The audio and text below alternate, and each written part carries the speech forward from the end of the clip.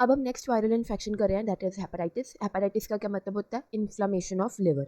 तो there are 3 types of hepatitis, hepatitis A, B, C, D, E and G. 6 types की hepatitis है। तो सबसे पहले हम हेपेटाइटिस ए पढ़ते हैं। तो जो हेपेटाइटिस ए वायरस है वो एक तरह की आरएनए वायरस होती है एंड इसका mode of transmission is very important. Faecal oral route के थ्रू ये फैलती है, मतलब कि जब एक पर्सन कंटेमिनेटेड फूड और वाटर इंजेस्ट करता है तो there are chances that he may also ingest hepatitis A virus. ठीक है, फीकल ओरल रूट के थ्रू कौन सी वायरस फैलती है? Hepatitis A virus. पहली वायरस है जो ए, वो फीकल ओरल रूट के थ्रू फैलती है। क्लियर है? उसके बाद अब ये डिसीज कौन सी कॉज करती है? हेपेटाइटिस ए वायरस क्या कॉज करेगी? Hepatitis A. हेपेटाइटिस ए का दूसरा नाम है इन्फेक्शियस हेपेटाइटिस एंड ये होती क्या है? एक तरह की एक्यूट इलनेस है। एक्यूट मतलब कि जो बड़ी जल्दी आ गई है एंड बहुत थोड़े टाइम तक रहेगी, sudden onset and short duration, that is known as acute illness and बाद में रिकवर हो जाएगी, मतलब क्रॉनिक फेज में नहीं जाती। That is an acute illness. Common in areas with, जहाँ पर अब मैंने कहा फीकल ओरल रूट के थ्रू फैल रही है, मतलब अनहाइजीनिक कंडीशन होगी, poor sanitation, unsafe drinking water, improper hand washing.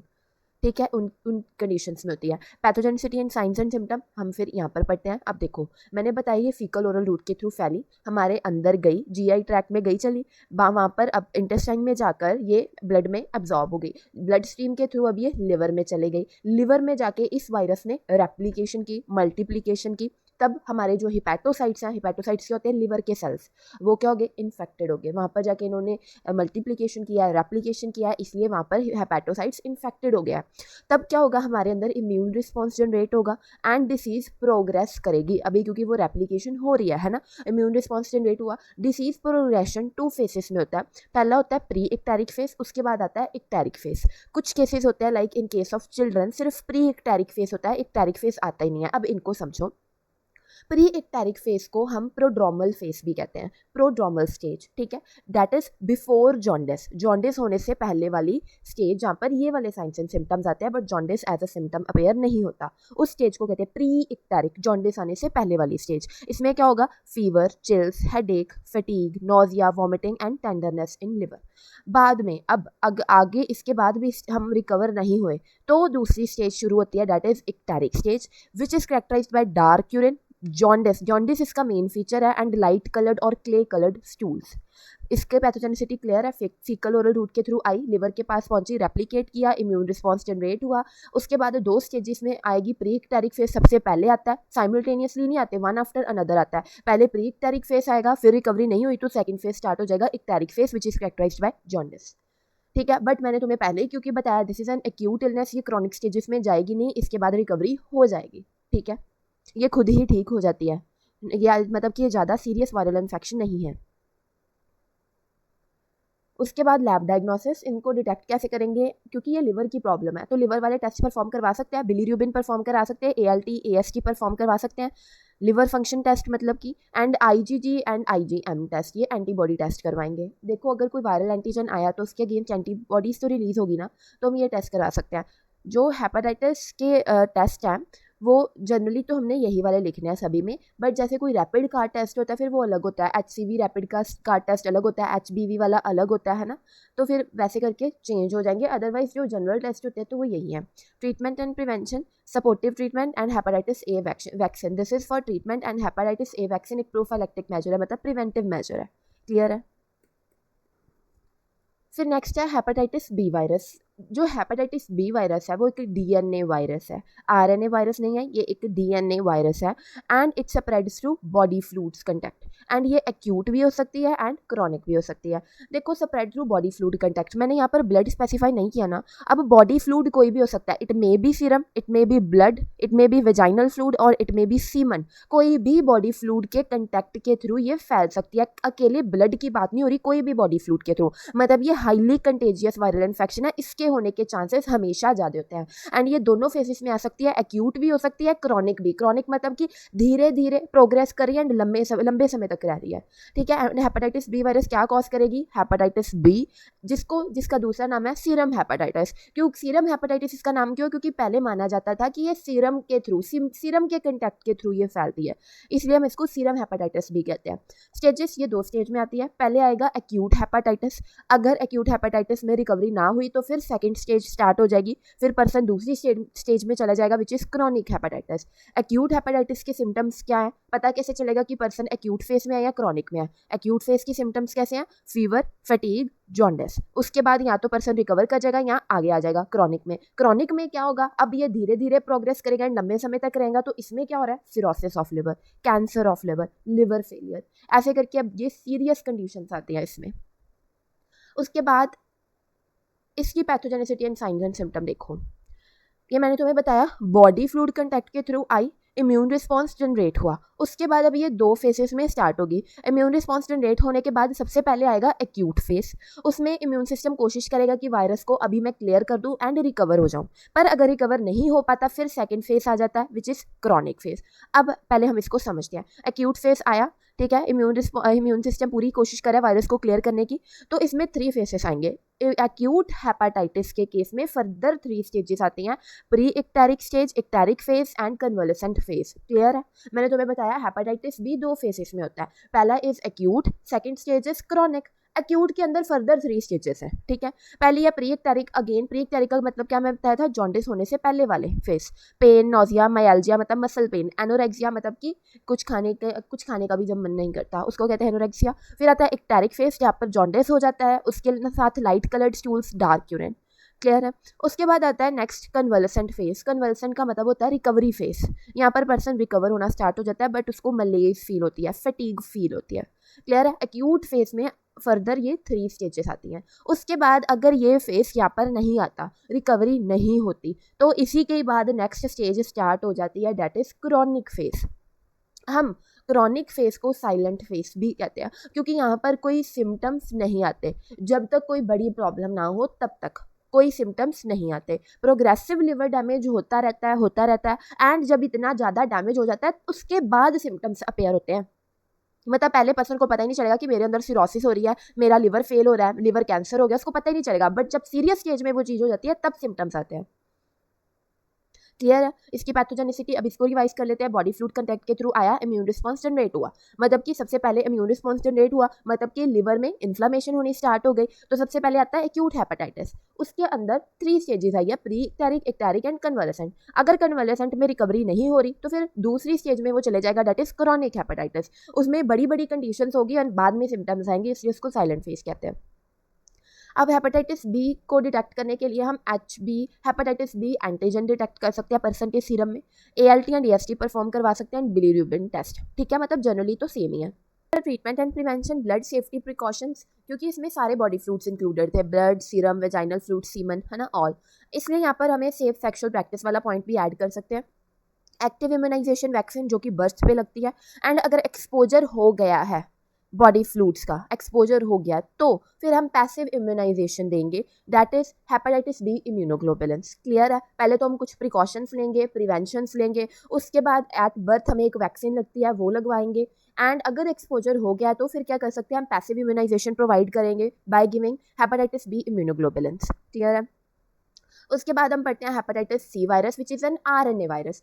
अब डिफरेंस देखो, जो हेपेटाइटिस सी वायरस है ना, ये ब्लड टू ब्लड कंटैक्ट के थ्रू फैलती है, बॉडी फ्लूइड कंटैक्ट के थ्रू नहीं। सिर्फ यहाँ पर एक ही बॉडी फ्लूइड इन्वॉल्व है विच इज़ ब्लड, बाकी नहीं। ये चीज़ याद रखनी है, ये चीज़ बहुत इंपॉर्टेंट है समझनी। वहाँ पर सारे बॉडी फ्लूइड्स इन्वॉल्व थे, यहाँ पर सिर्फ ब्लड।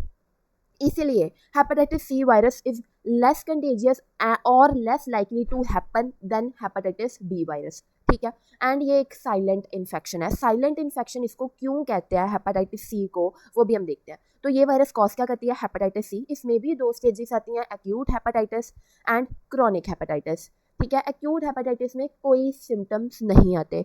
इवन कि क्रॉनिक हेपेटाइटिस में भी जब ये सब कुछ हो रहा है ना, उसकी लिवर फिब्रोसिस हो रही है, लिवर सिरोसिस हो रही है, तो पहले कोई सिम्टम नहीं आएंगे, बट एक जब अच्छे लेवल पे लिवर का डैमेज हो जाएगा तब सिम्टम्स आते हैं, like dark urine, light stools, itching. इसलिए इसको साइलेंट इन्फेक्शन कह रहे हैं ना तो ये एक्यूट फेज में कोई सिम्टम लेकर आ रही है, एंड इवन क्रॉनिक फेज में भी पहले कोई सिम्टम नहीं आते। जब लिवर अच्छे से डैमेज हो रहा होता है तब सिम्टम्स आते हैं, that's why it is known as silent infection. Sign and symptom and pathogenicity देखो, तो ब्लड टू ब्लड कंटैक्ट के थ्रू आई इम्यून रिस्पॉन्स जनरेट हुआ। तो सबसे पहला फेज कौन सा आता है, एक्यूट फेज, जहाँ पर बॉडी कोशिश करेगी इस वायरस को क्लियर करने की। अगर क्लियर नहीं होता तो सेकंड स्टेज में मतलब इन्फेक्शन प्रोग्रेस ही हो रही है ना, क्लियर तो हुई नहीं, इन्फेक्शन प्रोग्रेस हो जा रही है, तो फिर सेकंड स्टेज आती है डेट इज क्रॉनिक फेज, जहाँ पर अब फर्दर लिवर डैमेज होता है। वो मैंने तुम्हें पहले क्योंकि यहाँ पर बता दिया कि लिवर डैमेज में होता क्या क्या, फिब्रोसिस, सिरोसिस, उसके बाद ये सिम्टम्स, वो तुम पैथोजेनिसिटी में थोड़ा इसको और अच्छा बनाने के लिए ऐड कर लेना। बट मेन कंसेप्ट यही था, blood to blood contact, immune response generate हुआ, सबसे पहले आया एक्यूट फेज, जहाँ पर पूरी कोशिश करी है बॉडी उसको क्लियर करने की। अगर हो गया तो ठीक है, नहीं हो सका तो इन्फेक्शन मतलब प्रोग्रेस कर रही है, क्रॉनिक फेज में पर्सन चला गया, जहाँ पर प्रोग्रेसिव लिवर डैमेज होगा। क्लियर है। फिर हेपेटाइटिस सी को डिटेक्ट कैसे करेंगे? एंटी HCV टेस्ट करके, PCR टेस्ट करके, ALT and AST, sorry PCR test नहीं, यहाँ पर आएगा RT-PCR, because this is an because is an RNA virus not DNA virus, तो RT-PCR टेस्ट आएगा यहाँ पर। एंड एक और इम्पॉर्टेंट चीज़ है, इसका ट्रीटमेंट है, जो हेपेटाइटिस सी वायरस है ना, उसके केस में हम DAA देते हैं, डायरेक्ट एक्टिंग एंटीवायरल ड्रग्स। ना वो हम हेपेटाइटिस बी वायरस के लिए अवेलेबल है, ना ही वो हेपेटाइटिस ए वायरस के लिए अवेलेबल है। These are only available for hepatitis C virus, direct acting antiviral drugs. दूसरा हम इसके केस में क्या ट्रीटमेंट दे सकते हैं? Alpha interferons. अल्फा इंटरफेरॉन्स क्या होते हैं? एक ग्रुप ऑफ प्रोटीन्स होते हैं जो हमारे अंदर इम्यून रिस्पॉन्स को बूस्टअप करने के लिए रिस्पॉन्सिबल होते हैं। बट इनके केस में अब हम बाहर से सिंथेटिकली प्रिपेयर करके अल्फा इंटरफेरॉन्स इन लोगों में इंजेक्ट करेंगे जिनको हेपेटाइटिस सी वायरस हो गया। ठीक है, उनके अंदर इंजेक्ट करेंगे ताकि उनकी इम्यूनिटी बूस्ट हो सके and replication of virus slow down हो सके। ठीक है, कोई वैक्सीन अवेलेबल एज सच नहीं है एंड कुछ प्रिवेंटिव मेजर्स लेंगे। क्यों? क्योंकि ये ब्लड टू ब्लड कंटैक्ट के थ्रू फैल रहा था, तो नीडल स्टिक इंजरीज वगैरह हम प्रिवेंट करने की कोशिश कर सकते हैं, या और जो प्रिकॉशंस होते हैं तुम्हें पता है वो लेंगे।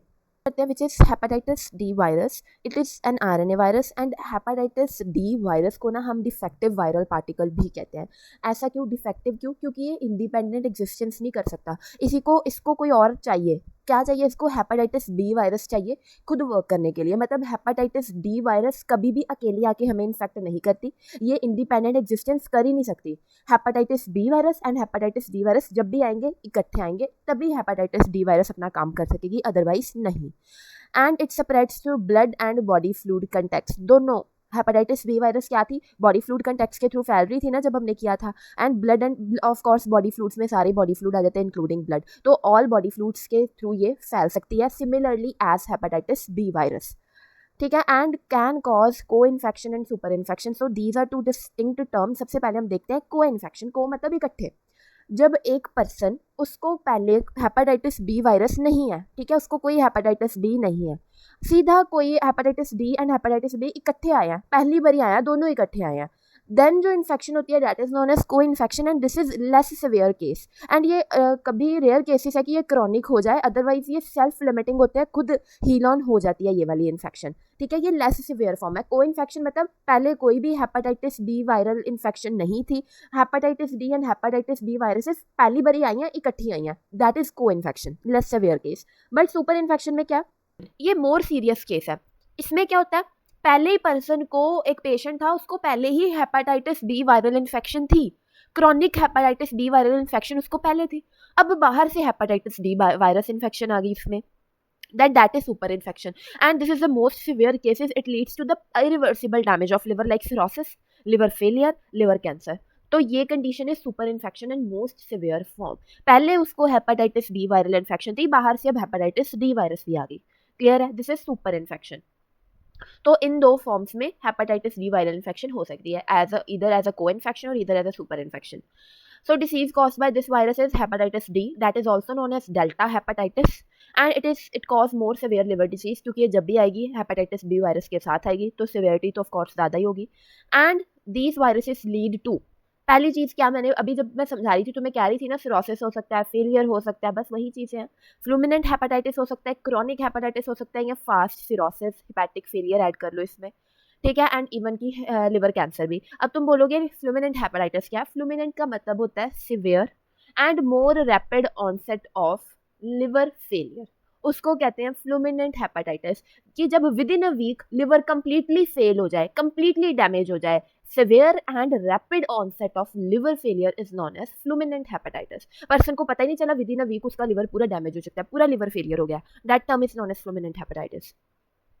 जो इसकी पैथोजेनिसिटी है, अभी जो मैंने तुम्हें बताया सेम ही चीज़ तुम लिख सकते हो कि ये blood and body fluid contact के थ्रू आई, अंदर गई, हिपैटोसाइट्स के पास, वहाँ पर एप्लीकेशन होगी, मल्टीप्लिकेशन हुई, इम्यून रिस्पॉन्स ट्रिगर हुआ, ठीक है। उसके बाद जो ये वाली कंडीशंस आ सकती है वो लिख देना। बट इस चीज़ के पहले तुम ये भी लिख सकते हो कि जो जब हेपेटाइटिस डी वायरस आएगी फिर 2 एरोस मार देना, एक साइड लिखना ईदर बाय को इन्फेक्शन और ईदर बाय सुपर इन्फेक्शन। फिर आगे फर्दर तुम कैसे कंटिन्यू करोगे तुम्हें पता ही, हिपैटोसाइट्स के पास आई, रेप्लिकेशन की, मल्टीप्लिकेशन की, फिर इम्यून रिस्पॉन्स जनरेट हुआ, फिर जो सिम्टम्स आए। क्लियर है? बस इन 2 चीज़ों को ऐड कर देना, then flow chart will look more interactive.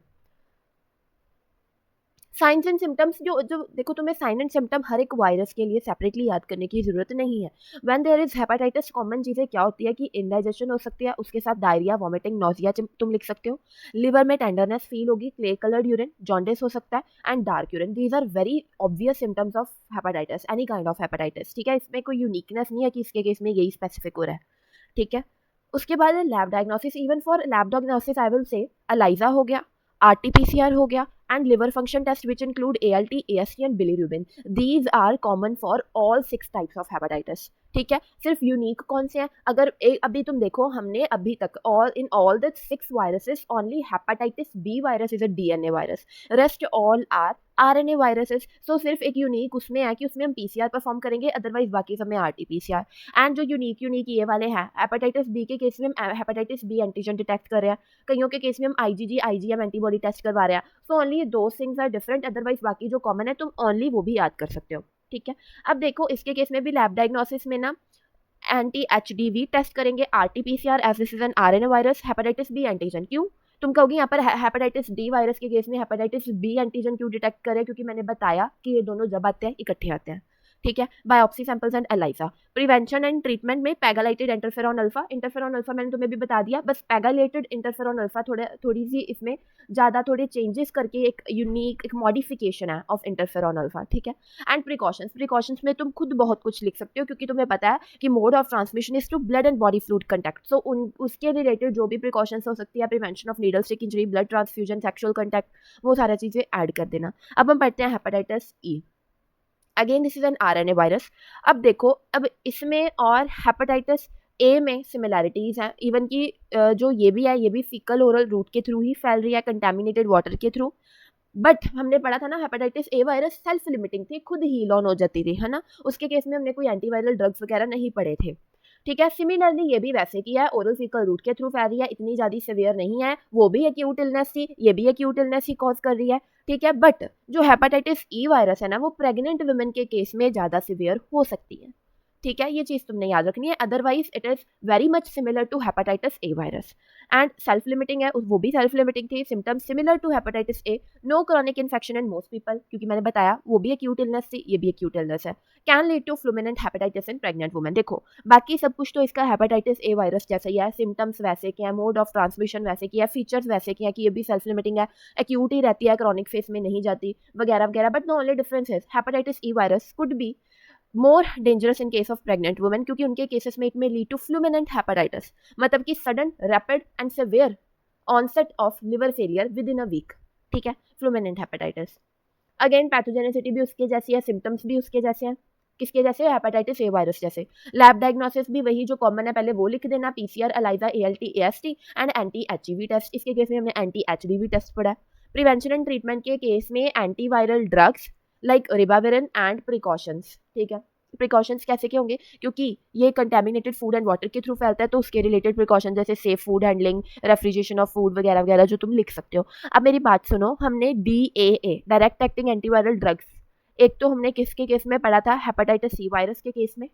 एक देखो यहाँ पर हमने एक डायरेक्ट एक्टिंग एंटीवायरल ड्रग्स पढ़े हैं। अब दूसरा हम किस में पढ़ रहे हैं? हेपेटाइटिस ई के केस में एंटीवायरल ड्रग्स। बाकी किसी और 6 में से बाकी 4 में हमने एंटीवायरल ड्रग्स नहीं पढ़े, मतलब उनके केस में ये अवेलेबल नहीं है। इसलिए ये तुम याद रख लो, एक हेपेटाइटिस सी एंड दूसरी हेपेटाइटिस ई, सिर्फ इनके केस में ही हम एंटीवायरल ड्रग ट्रीटमेंट देते हैं।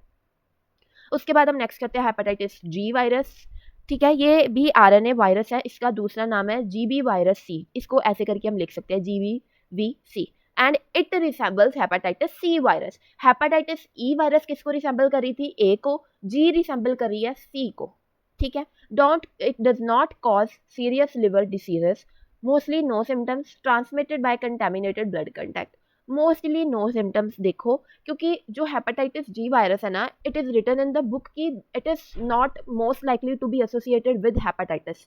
इसलिए ये जो ये वायरस है इसके बारे में ज़्यादा अभी पता भी नहीं है, तो ये ज़्यादा इतना सेवियर केसेस कॉज भी नहीं करते। बस ये चीज़ तुमने याद रखनी है, it is similar to hepatitis C virus. देखो यहाँ पर लिखा भी हुआ है, mainly not associated with hepatitis but can cause it by co-infection with either by hepatitis C virus or with hepatitis B virus, and it is received through contaminated blood। again मैंने कहा क्योंकि ये C के साथ similarity show करती है, उसके जैसी है, तो C blood to blood contact के थ्रू फैलती थी ना, सिमिलरली ये भी। Pathogenicity and signs and symptoms are same as hepatitis C virus. यहाँ पर सिर्फ हम RT-PCR परफॉर्म करते हैं as this is an RNA virus. And the prevention and treatment तो कुछ भी नहीं है, प्रिवेंशन क्या है, avoiding contact with contaminated blood. तो हेपेटाइटिस जी वायरस के बारे में क्योंकि अभी इतना पता भी नहीं है, इसके बारे में ज़्यादा कुछ इन्फॉर्मेशन भी नहीं थी, तो बस इतना काफ़ी है। इसका दूसरा नाम क्या, ठीक है, ये किसके साथ सिमिलैरिटी शो कर रही है, उसी के तरीके के इसके science and symptoms and pathogenicity होंगे, एंड इसका मोड ऑफ ट्रांसमिशन भी उसके जैसा है। This is enough for hepatitis G virus.